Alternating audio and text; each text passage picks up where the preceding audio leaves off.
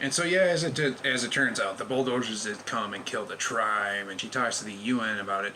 Afterwards, it just kind of builds up to the sequel. She goes back to her dorm, and there's another protest, I think, apparently being more about in the Middle East. And then later, after some credits roll, the protagonist actually didn't get in. There's a photolite satellite of him. He's still out there. His sister contacts Justine, and there was apparently a sequel that was announced that was going to be called Beyond the Green Inferno, which just never got made. So what are my final thoughts about the movie?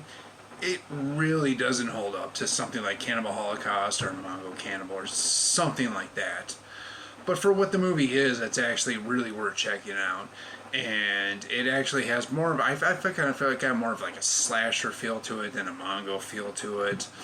It really doesn't go anywhere that's obscene or actually got the movie banned anywhere from my knowledge. It didn't have any kind of situations like that. I personally went and saw the movie in the theater, and it was only in the theater for a select period, a couple of weekends or so. Barely anybody went and saw this movie. Especially with the female circumcision, which doesn't actually happen in the movie. A lot of people didn't want to go see it. It was kind of cringy to even think about seeing it.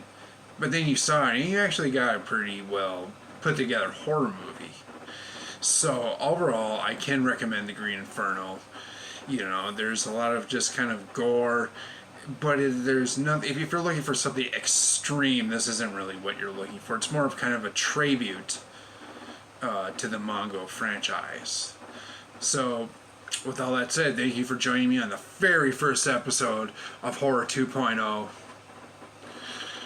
See you next time.